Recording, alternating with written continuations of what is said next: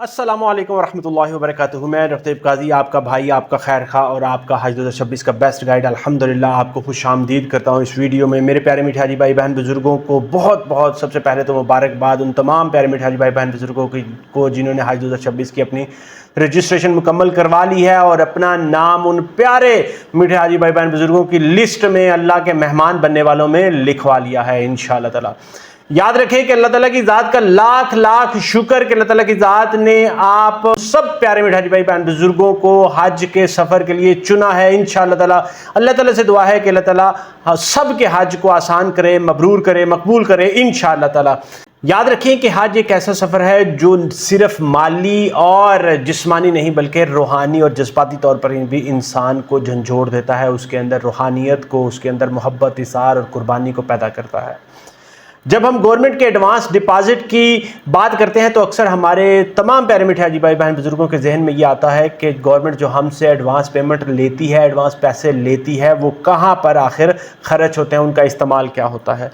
तो आइए इस वीडियो में मैं आपको मुकम्मल डिटेल के साथ उसके बारे में बताता हूं कि हमारे जो दिए गए पैसे जो एडवांस की शक्ल में गवर्नमेंट को हज के लिए दिए जाते हैं उनका इस्तेमाल किस तरह से होता है, कितने % किस चीज़ के ऊपर लगते हैं और किस तरह से उसकी डिस्ट्रीब्यूशन होती है। याद रखें कि सबसे पहले हम बात करते हैं रिहाइश की, जिसके ऊपर तकरीबन 40% जो टोटल अमाउंट का जो है पैसा उसके ऊपर लगता है।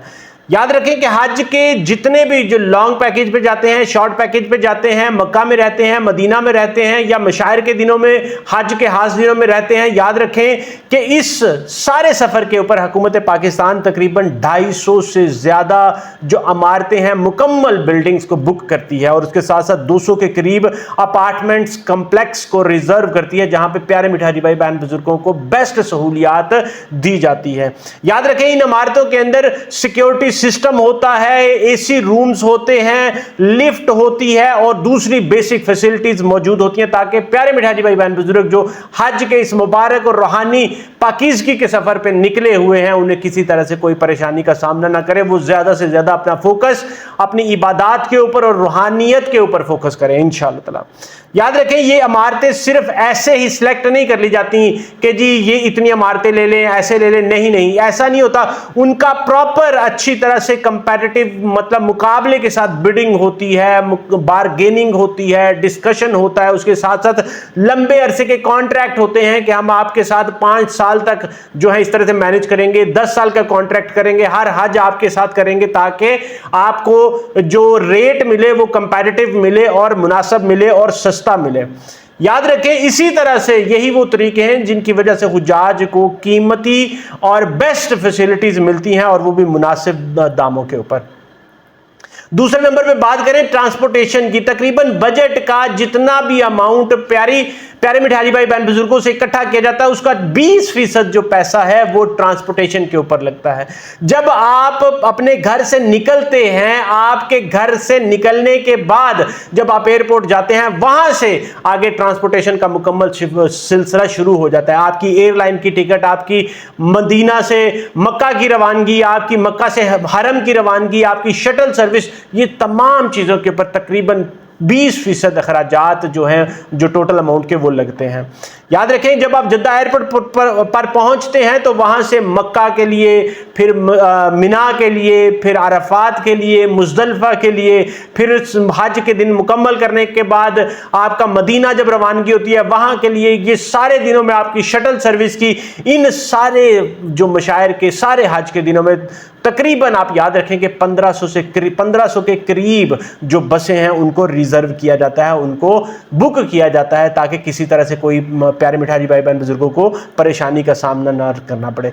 याद रखें कि ये बसें आम बसें नहीं होती पाकिस्तान की, ये बेस्ट लग्जरी बसेस होती हैं जिनके अंदर वॉशरूम की फैसिलिटी होती है, जिनके अंदर मुकम्मल फुली एयर कंडीशनड सिस्टम होता है और इनके अंदर बेस्ट फैसिलिटीज प्रोवाइड की जाती हैं ताकि खासकर बुजुर्ग और खवातीन जो हुज्जाज हैं उनको आसानी हो, उन्हें बिल्कुल भी मुश्किल ना हो। याद रखें कि ये ट्रांसपोर्ट का इंतज़ाम भी पहले से बुक करवाना पड़ता है क्योंकि सिर्फ और सिर्फ पाकिस्तान से प्यारे मीठे हाजी भाई बहन बुजुर्ग नहीं जाते इस सफ़र के ऊपर, दुनिया भर के करोड़ों मुसलमानों में से लाखों के तादाद में हुज्जाज इस सफ़र पे रवाना होते हैं। तीसरे नंबर पे बात करें तो खाने पीने की सहूलियात के ऊपर तकरीबन सारे बजट का 15% हिस्सा जो है वो लगता है।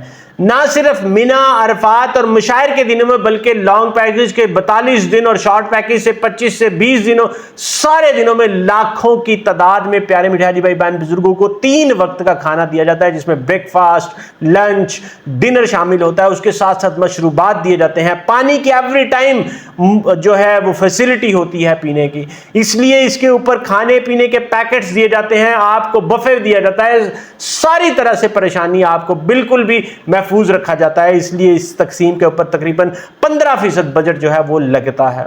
याद रखें, इन सब के लिए बड़ी बड़ी कंपनीज जो सऊदी अरब में मौजूद हैं उनके साथ कॉन्ट्रैक्ट किए जाते हैं, उनको ठेके दिए जाते हैं और उनके साथ बड़े कॉन्ट्रैक्ट किए जाते हैं, वो भी लॉन्ग टर्म और एडवांस पेमेंट्स उसके लिए करनी पड़ती हैं। बात करें मकतब के खैमों की तो इसके ऊपर तकरीबन 15% बजट जो है वो लगता है। याद रखें कि मिना और अरफात में जब आप रुकते हैं और इसके अंदर जो प्यारे मीठे हाजी भाई बहन बुजुर्ग रहते हैं, तकरीबन 70,000 के करीब, बड़ी अमाउंट, एक बहुत बड़ी अमाउंट, 70,000 के करीब जो बेस्ट खैमे हैं उनको मुंतखब किया जाता है हाजियों के लिए। पाकिस्तान के प्यारे मीठे हाजी भाई बहन बुजुर्गों के लिए उसको बुक किया जाता है। याद रखें कि ये सिर्फ एयर कंडीशनड खैमे नहीं होते, बल्कि फायर प्रूफ भी खैमे होते हैं। इनके अंदर किसी तरह से कोई नुकसान नहीं हो सकता। याद रखें, इन तमाम खैमों के अंदर बेस्ट फैसिलिटीज होती हैं। सोफा कम बेड होते हैं, आप उसके अंदर लेट भी सकते हैं, आप उसके अंदर बैठ भी सकते हैं।